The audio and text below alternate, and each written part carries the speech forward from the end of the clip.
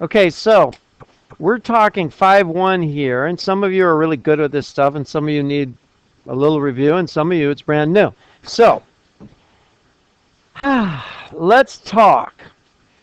So, David, from this angle here, labeled theta, from this angle labeled theta down here, I want to label the rest of my right triangle, and again, this works only for right triangles. I want to label this side either opposite, adjacent, or hypotenuse. So, David, you're the man. From here, is this side going to be opposite, adjacent, or hypotenuse?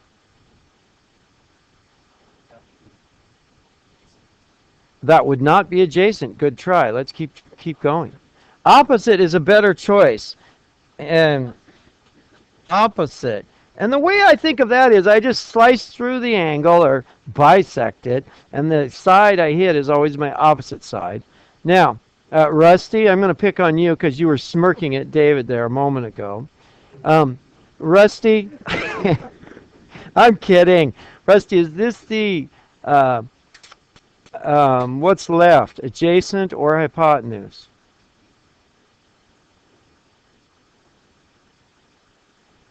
It is the hypotenuse.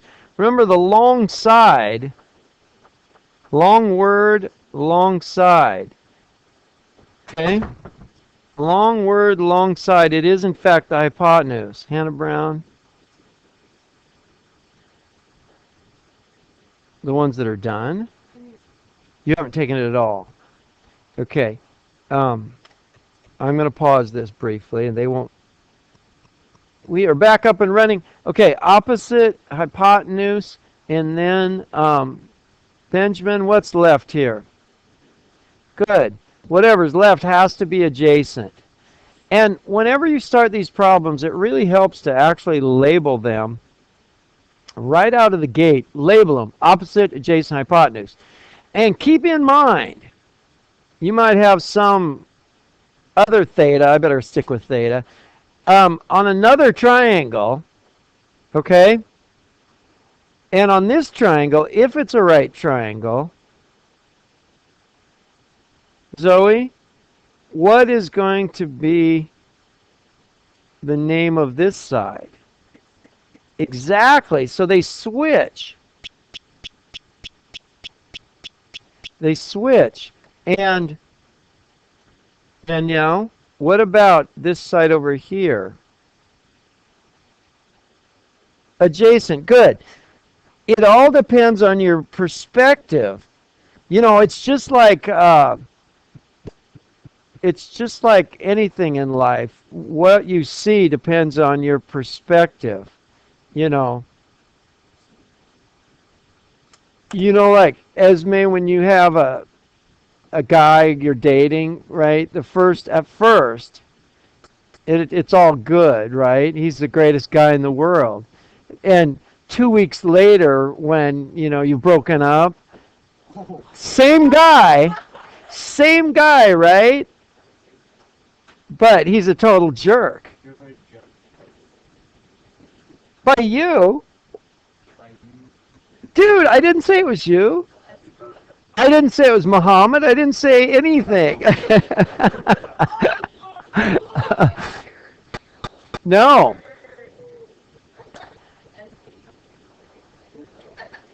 What's that? Come on. Let's be real. But you know what I'm saying? It's all perspective, right? Zoe, I'll pick on you next. Be careful. It's all perspective. Same person. Well, that's one thing I never figure out sometimes. When you break up with a person, try to do it gently so you can still be friends. But some people get all violent. It's not cool. Never. Yeah, I'm thinking. All right, here we go. We're back on. So triangle solutions are like that. Opposites over here, same triangle. Opposite might be over here, depending on what you call theta, right? Okay, keep that in mind. It changes depending on what you call theta. So, now that we've labeled things, opposite and adjacent, let's do an example. Okay? Let's do an example. So here's 68. We would call this opposite. We would call this adjacent. Let's call this 12 inches. Now we want to find the length of the hypotenuse. And we want to find the length of the opposite side. Okay. So what's that goofy little mnemonic device we memorized?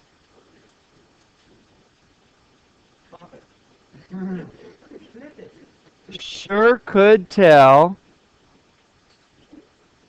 Oscar had a heap of apples. Yeah, it's like SOHCAHTOA, but maybe a little better, I think, because it gives you the actual fraction. Because you got to keep in mind this is a fraction.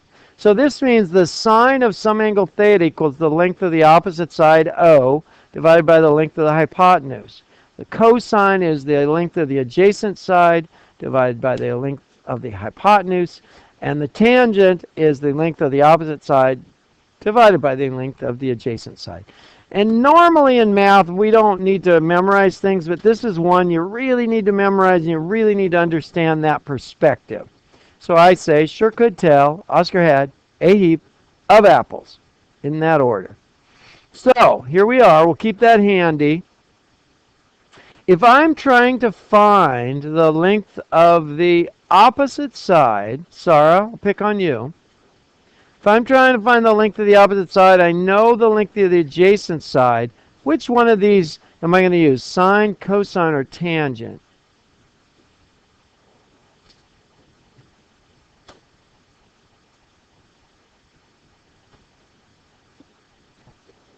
Tangent. Exactly. Very good, Sarah. So I can say then that the tangent of 68 degrees equals opposite of apples, right, over adjacent, opposite.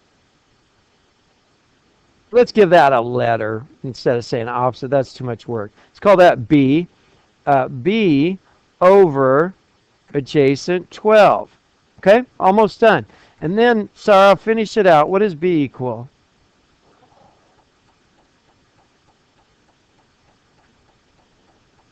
Well, I have to solve for B. Right now it's B divided by 12, and I just want regular old B.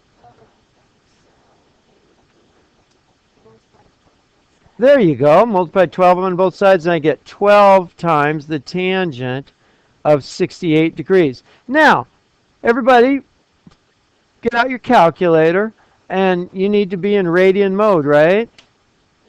Wrong! You need to be in degree mode because we're doing degrees. See if you're paying attention. See if you're awake. So first thing you do when you pick up your calculator, Danielle, is make sure that you're in degree mode. Okay? So everybody go 12 times the tangent of 68 degrees.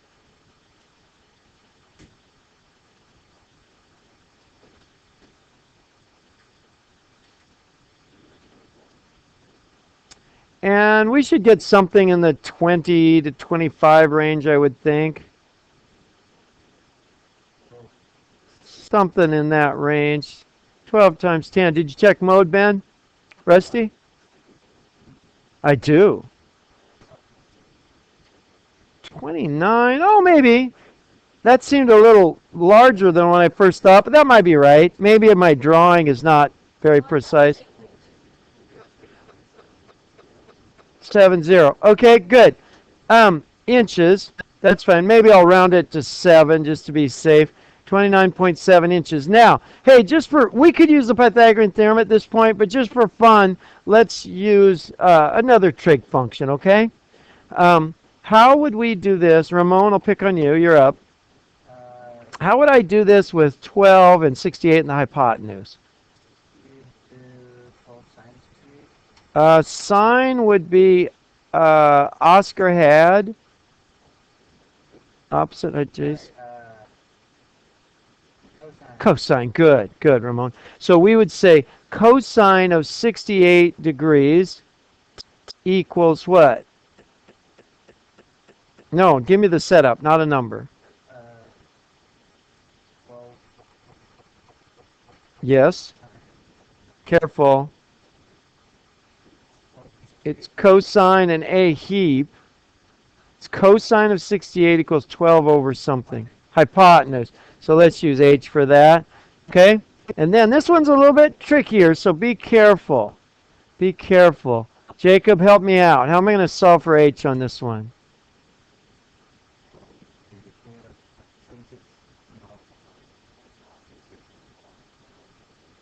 You can. Sure. So let's multiply by something. No. What else is left? H. Multiply both sides by h. Good. So now we have h cosine 68 equals 12. Almost done. H equals cosine 68. Now notice, you don't need to write down what the cosine of 68 is. In fact, I think that's a waste of time. Just go 12 divide cosine 68 in degree mode, and what do you get?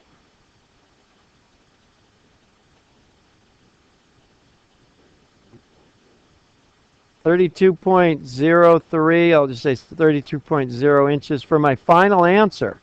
Okay?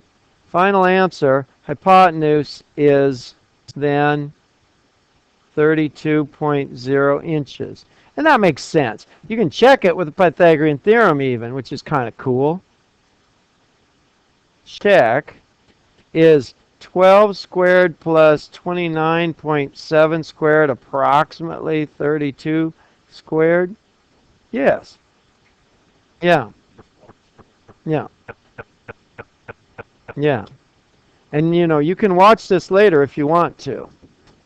Okay, now riddle me this. I was railing you a little minute ago about being in degree mode. For some triangles, you'll get an answer in radian mode that will be totally wrong, but will be close enough. It will be close enough that you won't know it's wrong. Let's say we did this problem right here in radian mode. Okay. In radian mode,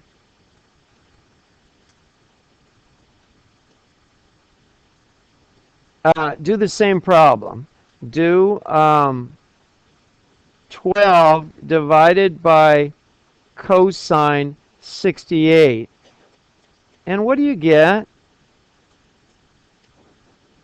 Yeah, you get about 27 point something. And if you're not paying attention, you'll say, oh yeah, 27 makes sense. And you'll accept it, but you'll be totally wrong. Okay, so it's really important that you understand if you're given something in degrees, put it in degrees. If you're given something in radians, put it in radians and know the difference. Danger, Will Robinson. Know the correct mode. Because that's pretty close. 27, 30. Sometimes it's going to be totally obvious. But in this particular one, it's pretty close. So you got to be careful. Okay? We're at 13 minutes, which is a nice short little video. I will cut this off right now and answer your questions.